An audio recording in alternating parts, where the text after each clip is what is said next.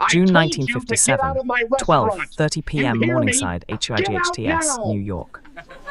The sun was brutal that Tuesday afternoon, heat rising from the pavement in waves, making the air shimmer and dance. Harlem was 15 blocks south, but Morningside Heights might as well have been a different country with different rules, different worlds, different realities for black folks. Angelo's restaurant sat on Broadway and 116th Street, an Italian place with a red and white awning and big windows facing the street. Inside, white tablecloths covered every table, fresh flowers sat in crystal vases, and the smell of garlic and tomatoes drifted out onto the sidewalk. Bumpy Johnson stood outside, 60 years old but still moving like a younger man, wearing a summer suit in light gray that was perfectly tailored. His white shirt was crisp, his navy silk tie was perfectly knotted, and his Italian leather shoes were polished to a mirror shine. His wife Mame walked beside him, elegant in a yellow summer dress with white flowers, matching hat, white gloves and pearl earrings that caught the sunlight. Behind them stood Cotton Williams, 6'3" and built like a wall, and Jerome Jackson, younger at 35, a sharp dresser with an even sharper mind. They'd come for lunch, nothing more and nothing less, just 4 people wanting a meal on a Tuesday afternoon. But nothing was simple in 1957, not in New York, not when you were black and trying to be treated like a human being. Bumpy opened the door and a small bell chimed above them, a pleasant sound that should have been welcoming. The restaurant was half full with the Tuesday lunch crowd, Columbia professors, graduate students, local business owners, all white, every single one. Conversations continued as forks scraped plates and wine glasses clinked, life as usual for the privileged who never had to think about the color of their skin. A man approached from the back, white, 50-something with thinning hair, a thick mustache, and an expensive suit that marked him as the owner. Angelo Martinelli, proprietor and master of his domain, smiled, but the expression didn't reach his cold eyes. "Can I help you?" he asked, his voice polite on the surface but carrying something else underneath, something dismissive that said you don't belong here. "Table for 4, please," Bumpy said, adding courtesy and offering respect even though he knew what was coming. He knew how to play the game, knew the rules even when they were rigged against him from the start. Angelo's smile froze completely, turning into something harder and colder than ice. "I'm sorry," he said, though he clearly wasn't sorry at all, "we're fully booked." Bumpy looked around the dining room and counted 5 empty tables sitting vacant, place settings ready, chairs pushed in and waiting. "Those tables look available," he observed calmly, keeping his voice level and reasonable, refusing to give this man the satisfaction of seeing anger. "They're reserved," Angelo replied quickly, already prepared with his excuse after years of practice at this particular dance. "For 1 o'clock," he added, as if that would end the conversation and make them leave quietly. Bumpy checked his gold Rolex, a gift from Frank Costello, and noted the time. "It's 12:35 now, we can be done and gone by 1 o'clock easily." Angelo's jaw tightened, muscles working beneath his skin as he grasped at his next excuse. "Those reservations might arrive early," he said, then quickly corrected himself. "They will arrive early, so I can't accommodate you." They stared at each other across an invisible line that had been drawn for centuries, 2 men from different worlds standing in the same city, the same moment. Mame touched Bumpy's arm with gentle pressure, a warning and support at the same time, reminding him to stay calm and strategic. "Mr. Martinelli," Bumpy said, using the man's name to show he knew exactly who he was dealing with. "We'd just like lunch, we have money, we'll pay, we'll be respectful, and we'll leave when we're done." "I'm sure you would," Angelo replied with false sympathy dripping from every word. "But we have a right to refuse service. This is a private establishment, private property, and we choose who we serve."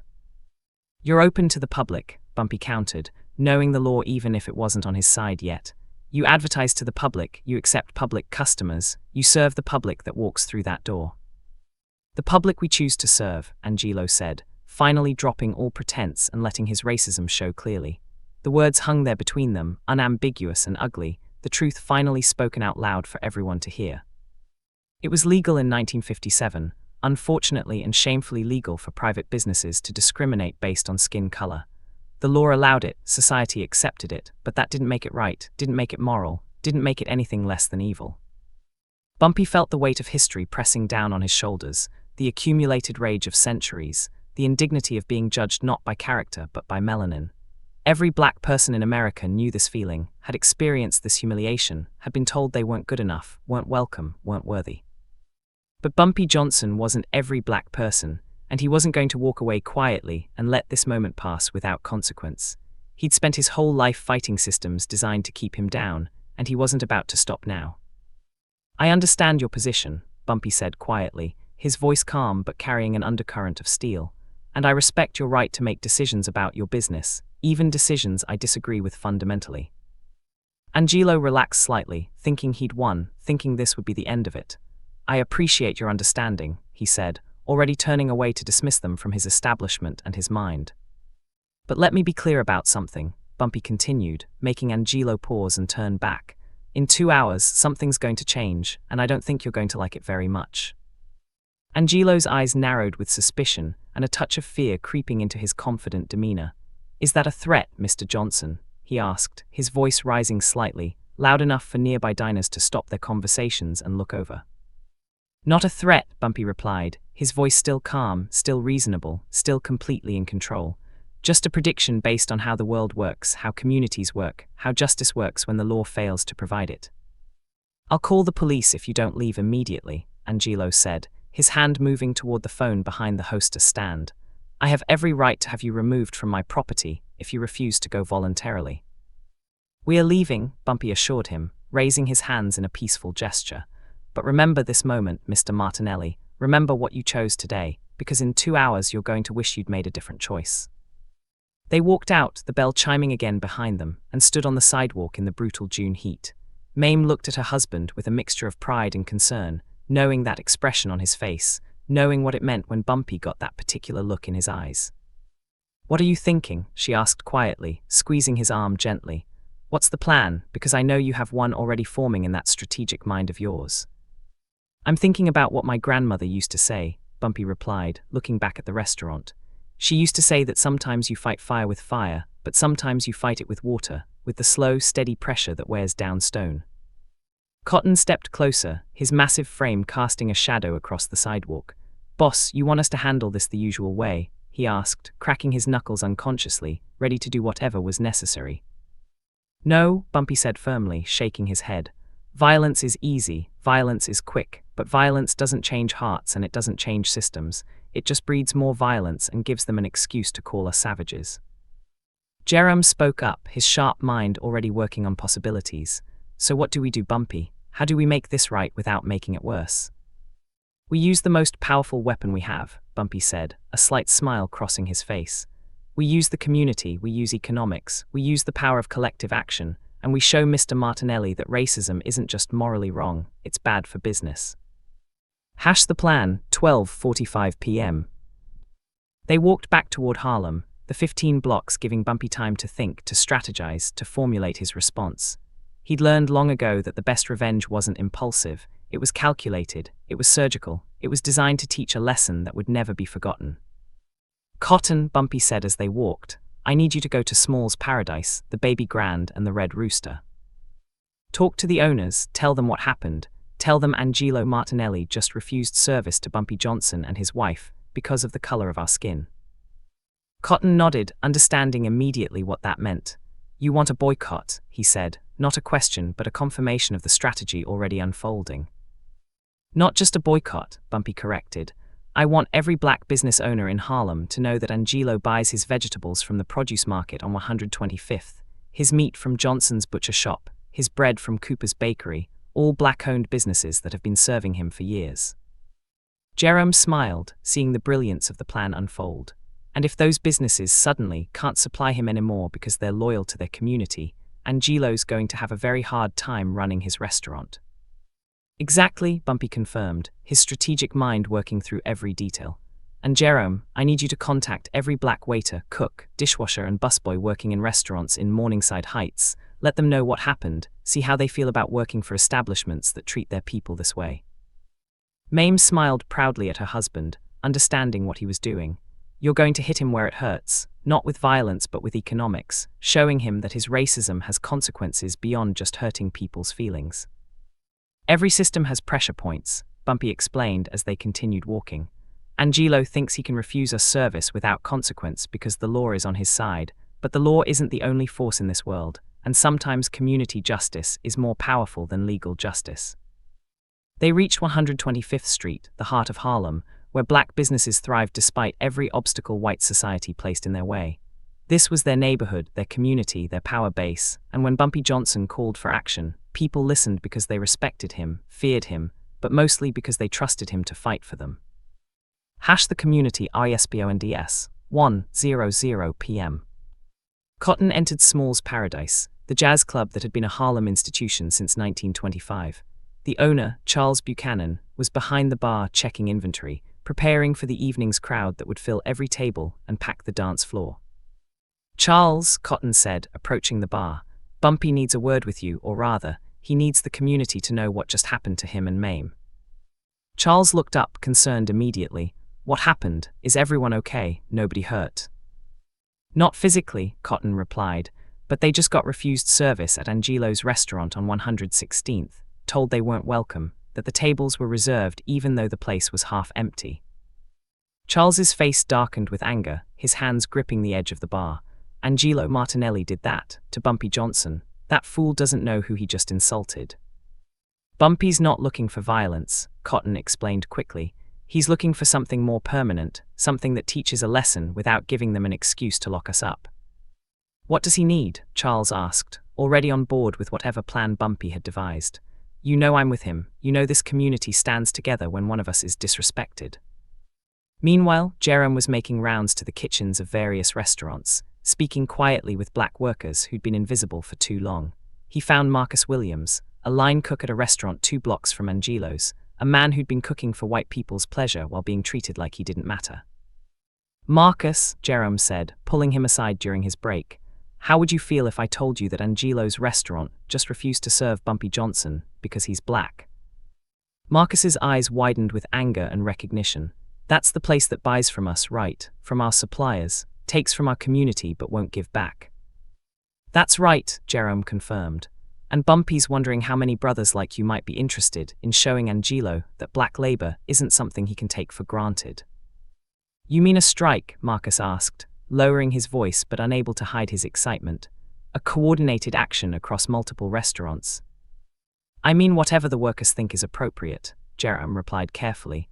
"Bumpy's not telling anyone what to do, he's just making sure people know the facts and letting them make their own decisions." Back in Harlem, Bumpy himself was at the produce market, speaking with Thomas Green, who supplied vegetables to half the restaurants in Morningside Heights. Thomas had built his business from nothing, working 16-hour days, saving every penny, creating opportunities for his family and his community. "Thomas," Bumpy said, shaking his hand firmly, "I need to tell you something that happened today, and then I need you to make a business decision based on your own conscience." Thomas listened as Bumpy recounted the incident, his face growing more troubled with each word. "He refused you service, after all the business I've done with him, after the deals I've given him because he claimed to be a friend to the community." "I'm not asking you to do anything that hurts your business," Bumpy said carefully, "but I am asking you to consider whether Angelo Martinelli deserves your loyalty, your discounts, your friendship when he treats your people like we're not worthy of sitting in his restaurant."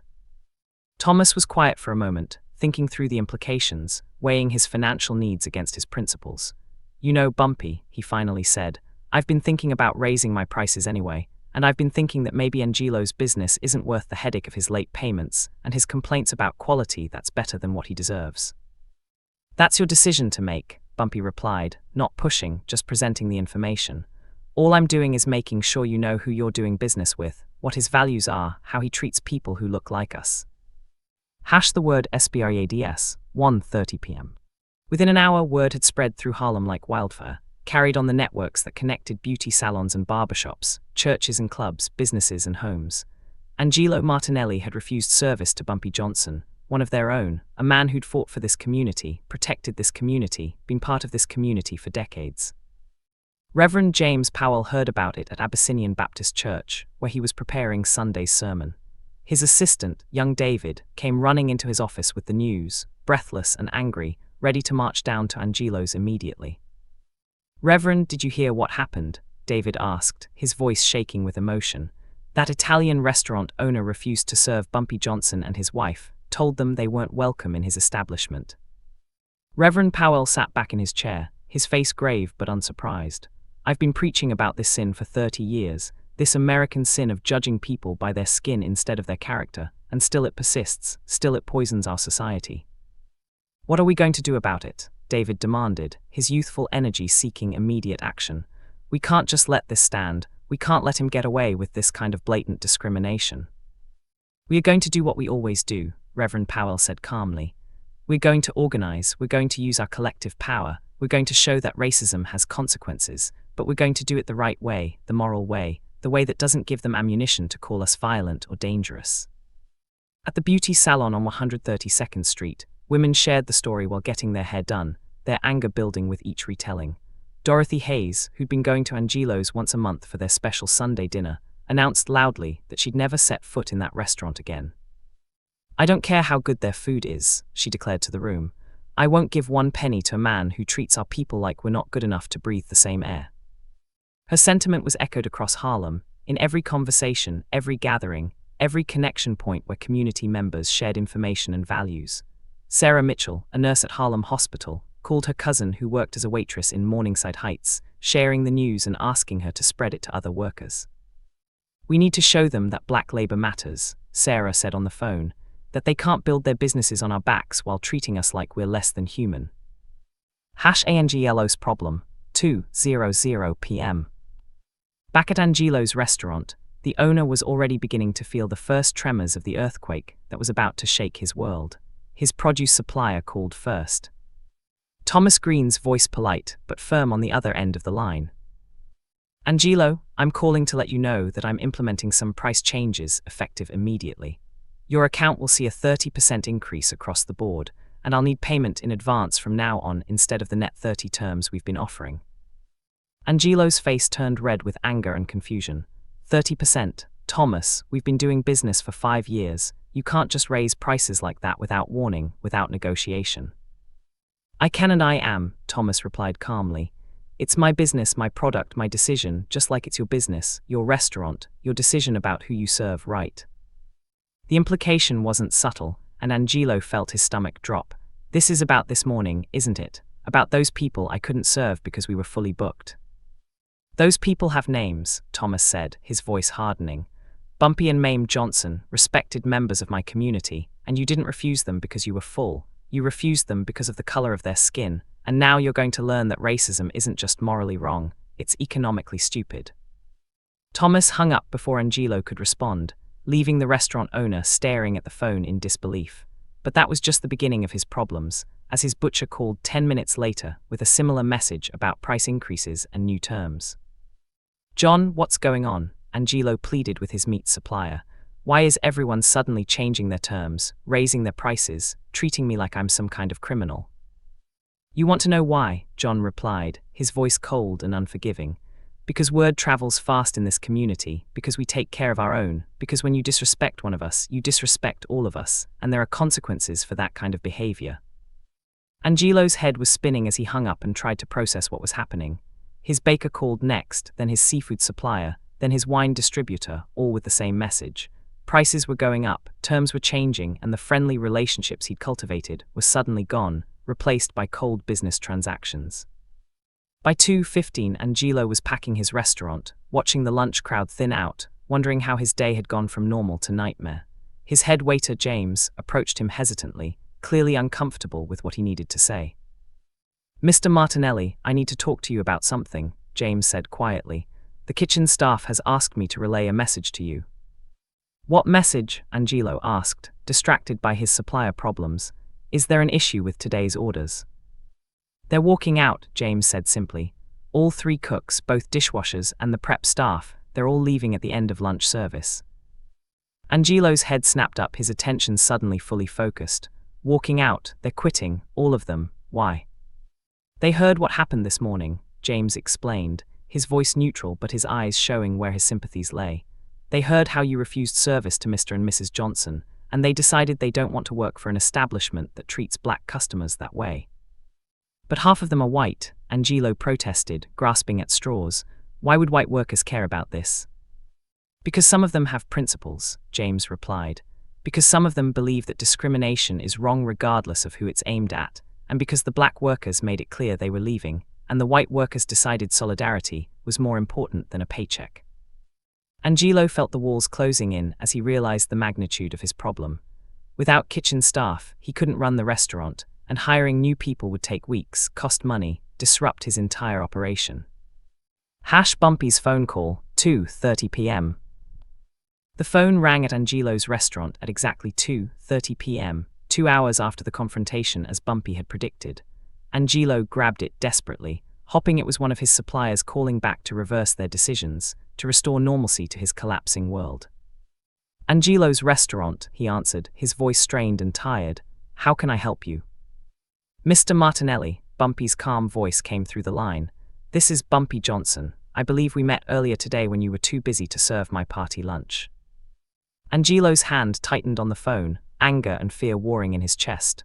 What do you want? What have you done to my business? I haven't done anything to your business, Bumpy replied truthfully.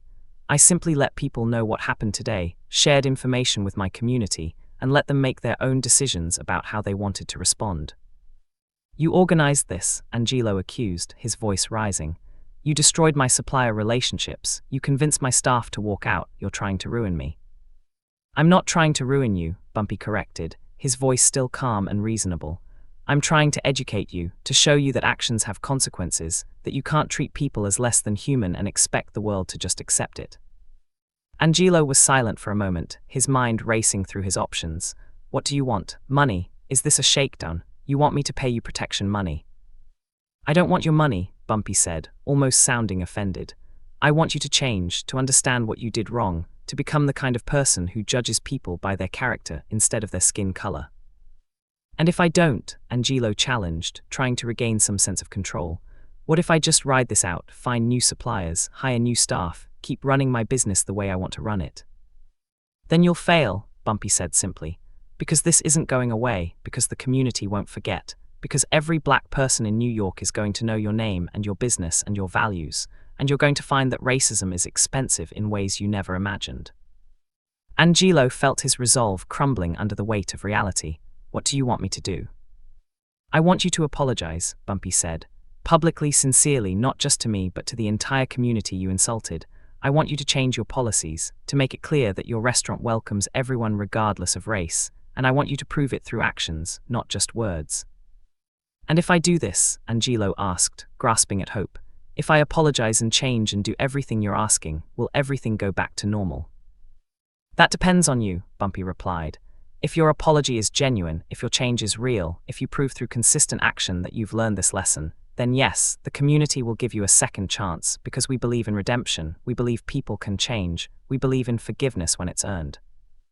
Angelo was quiet, thinking through his options, realizing he really didn't have any. I'll do it, he finally said, his voice heavy with defeat and the first stirrings of genuine remorse. Good, Bumpy said. I'll be back tomorrow at noon with my wife, and we're going to have that lunch we came for today, and you're going to serve us with the same courtesy and respect you show your white customers. I will, Angelo promised, understanding finally that he'd been given a gift he didn't deserve. Mr. Johnson, I'm sorry, I really am, I was wrong. I was raised with certain ideas that I never questioned, and you've shown me that those ideas are poisonous. Apology accepted, Bumpy said.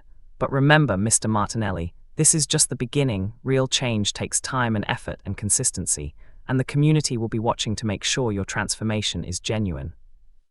The next day, noon. Bumpy and Mame returned to Angelo's restaurant the following day at exactly noon, dressed just as elegantly as before. Angelo himself was waiting at the door, his expression nervous but determined, ready to do what needed to be done.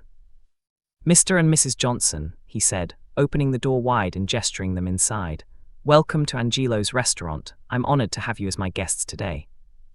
The restaurant was full, but Angelo had reserved his best table by the window, prime location, with white linens and fresh flowers. Several black couples were already seated and being served, a deliberate demonstration that policies had changed. Please, Angelo said, pulling out Mame's chair personally. Let me start by saying how deeply sorry I am for yesterday's behavior, for the disrespect I showed you, for the racism I displayed. There's no excuse for it, and I take full responsibility. Mame looked at him carefully, measuring his sincerity. Words are easy, Mr. Martinelli. Actions are what matter, how you treat people every day, not just when important people are watching. I understand, Angelo replied, nodding. And I hope you'll give me the chance to prove that I've learned this lesson, that I'm committed to change, that my restaurant will be a place where everyone is welcome. Bumpy studied the man, seeing the genuine shame and remorse in his eyes. "Mr. Martinelli, let me tell you something my grandmother taught me. She said that everyone deserves a second chance, but you only get one. After that, people judge you by whether you learned anything from your mistakes." "I've learned," Angelo said firmly. "I've learned that racism isn't just wrong morally, it's wrong practically. It hurts everyone, it damages communities, it destroys the very fabric of society we're all trying to build together." He paused, then continued. "I've also learned that the black community has power, economic power, social power, moral power, and that power can be used to demand justice and respect. And that's beautiful, that's how change happens, and I'm grateful even though it was painful." Mame smiled slightly, her first genuine smile since entering the restaurant. "That's a good answer, Mr. Martinelli. Now let's see if the food matches the quality of your apology." The meal was excellent, served with attentive care, the other diners watching this historic moment unfold.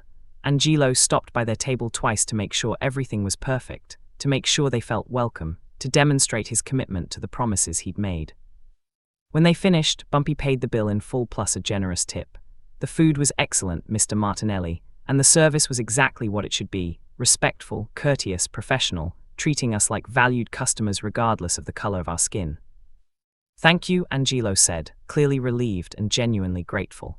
"And thank you for teaching me this lesson without destroying me completely. You could have done that, you could have ruined my business permanently, but instead you gave me a chance to learn and grow and become better." "Everyone deserves that chance," Bumpy replied. "The question is what you do with it, whether you really change or just pretend to change until people stop watching." The epilogue, narrator's voice. Angelo's restaurant became a different place after that day in June 1957.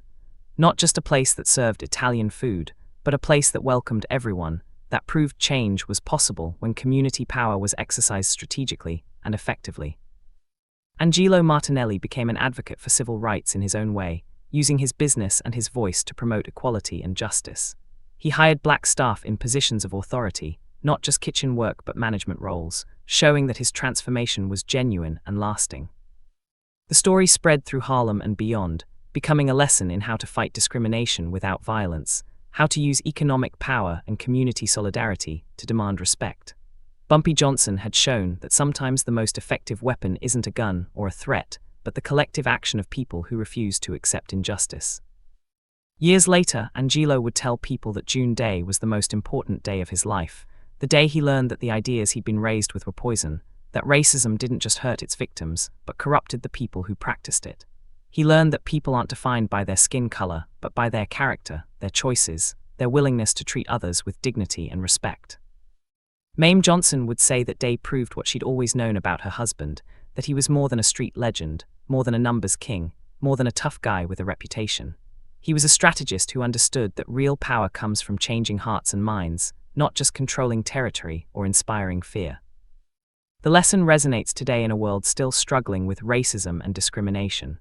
Sometimes the most effective resistance isn't violent confrontation, but strategic action that makes injustice expensive, uncomfortable, unsustainable. Bumpy showed that you don't have to accept discrimination just because it's legal, that communities have power when they act together, that economics can be a tool for justice. He showed that change happens not just through laws, but through people demanding better and refusing to accept less. This is Bumpy Johnson Diary, stories of strategic resistance, community power, and the long fight for dignity and respect. If this story moved you, hit that subscribe button and turn on notifications for more stories of how one man used intelligence and strategy to fight injustice. Remember that racism isn't just wrong, it's expensive, and communities that stand together have power that individual businesses can't ignore. Bumpy Johnson taught us that lesson in 1957, and it's still relevant today as we continue fighting for equality and justice. Every view, every like, every share helps spread these stories of resistance and resilience. Drop a comment telling us how you would have handled this situation, what strategies you think work best for fighting discrimination in your own communities. Next week we'll tell you about the time Bumpy Johnson faced down the NYPD in a corruption investigation, using nothing but documentation and community witnesses to expose officers who were shaking down black businesses. You won't want to miss that episode. Stay strong, stay strategic, stay committed to justice. Change doesn't happen by accident. It happens when people like you and Bumpy refuse to accept the world as it is and work together to make it what it should be.